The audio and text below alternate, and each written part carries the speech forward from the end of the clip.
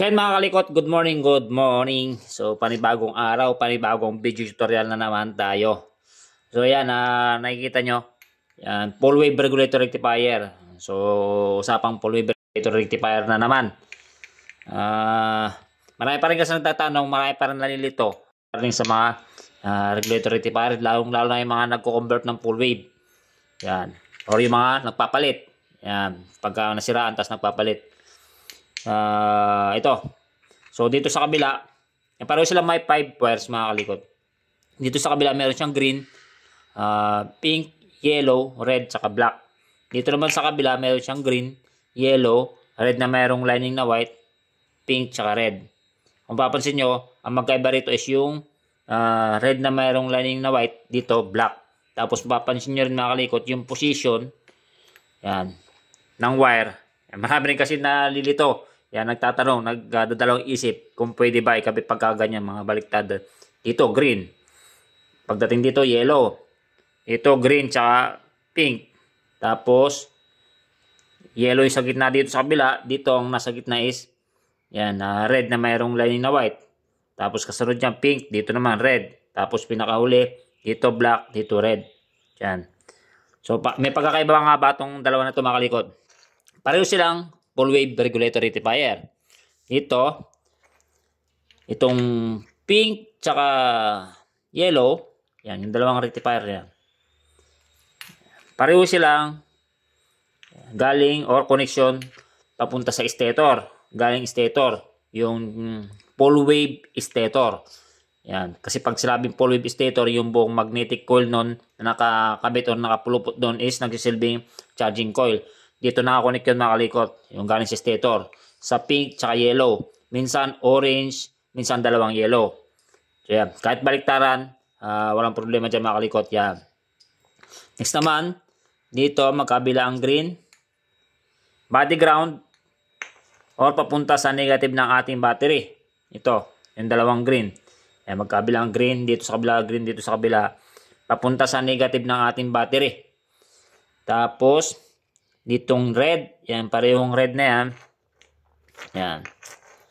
Papunta sa positive ng ating battery. At the same time sa positive line ng ating ignition switch sa may susian. Ito yung papunta sa connection. Ito itong red na to. Yan. Nakakonect sa positive nating battery na dumaan sa fuse. Yan. Okay. Ang natitira na lang itong dito sa kabila, red na mayroong lining na white. Itong red na mayroong lining na white mga kalikot, lumalabas dito, may lumalabas dito na positive current papunta sa headlight ng ating motorsiklo. Ito. So pag umandar na yung ating motorsiklo, so yung stator na gumagana na yon, pasukan na rito, alternating current AC from stator, then papasok sa regulator. Paglabas dito sa red, tsaka green, tsaka dito sa red na mayroong line na white, DC na siya, direct current. So ito, inulit ko, pag kumandar na yung ating motorsiklo, yan, maglalabas na rin ito ng positive current, tong red na mayroong lining na white, papunta sa headlight. Yan, sa may switch on off ng ating headlight. So yung nagpapailaw sa headlight natin to, tong red na mayroong lining na white. Samantalang dito mga kalikot, itong black, yan, nakakonect ito sa accessories wire ng ating motorsiklo. Kapag umandar na yung ating motorsiklo, yan. So, itong black na to, hindi siya maglalabas ng positive current. Hindi po maglalabas ng current ito. Pag nakakabit ito sa accessories wire ng ating motorsiklo, so, pag susi natin ng ating motorsiklo, pagbukas ng susiyan, dito, may dadaloy ng positive, papasok mga kalikot, papasok, hindi siya palabas, papasok. So, pag pinandar natin yung motorsiklo, then ma-reach na niya yung pinaka-maximum charge ng ating battery. So, ito na yung pinaka-sensor o magtitimbre sa ating regulator rectifier para itigil na yung pagcha-charge.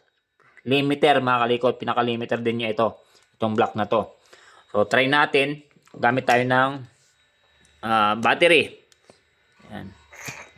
So, may mga video tutorial na rin ako sa mga ganito. Ang ginamit ko doon is actual na motor. Kasi marami pa tatanong. So, Yun nga, gawa natin ng bagong video tutorial. Siguro yung mga dati kong video natabunan na, hindi na mahanap.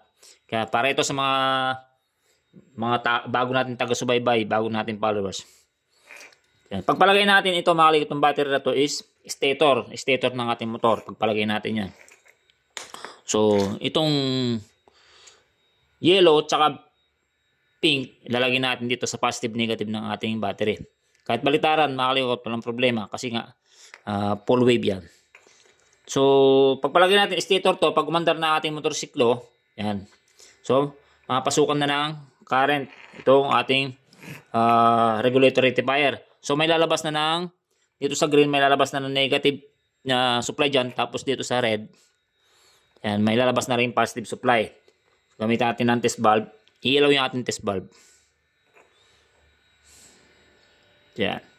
So, kapag di umilaw yan, sira na yung ating rectifier. Tapos itong black, hindi siya iilaw, mga kalikot. Walang lalabas na current dyan. Dito sa ating black wire. Try natin. Yan, wala. Lagay natin sa red. Red tsaka black. Wala din lalabas dyan. So yun, di rin umilaw. Okay, ganito yung gumagana itong regulator rectifier na to. Yung may black wire. Next natin itong regulator na to na mayroong red na mayroong line na white.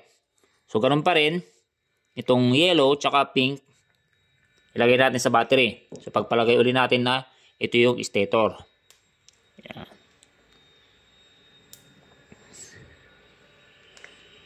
Yan.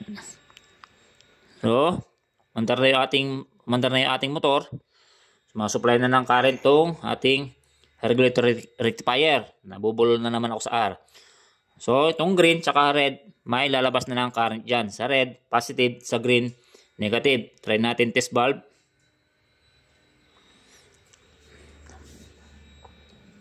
Yan, meron natin test valve. At the same time, yung ating red na mayroong line na white, may lalabas din na yan, positive current. Umilaw yung ating test valve. Ito yung, tulad na sabi ko, ito yung papailaw sa ating headlight. Yan. Yun po yung pagkakaiba nito. Itong regulator rectifier, yung may black tsaka sa may red na mayroong line na white. Yan. Pero, same lang po sila na full wave regulator rectifier. So, pag nakabili kayo ng ganito, tapos ganito yung dati yung stock, so, pwede nyo pong gamitin. So, yun lang, mga kalikot. Sana nakatulong na naman itong video na to para sa inyo. Sa mga nagtatanong, yan. Yan. So, konting kaalaman lang. Yan. Kung nakatulong, so pasuyo naman, pa-share para malaman din ng ating mga ibang mga kalikot na hindi pa nakakalam. So, yun lang. Thank you. More power and peace out.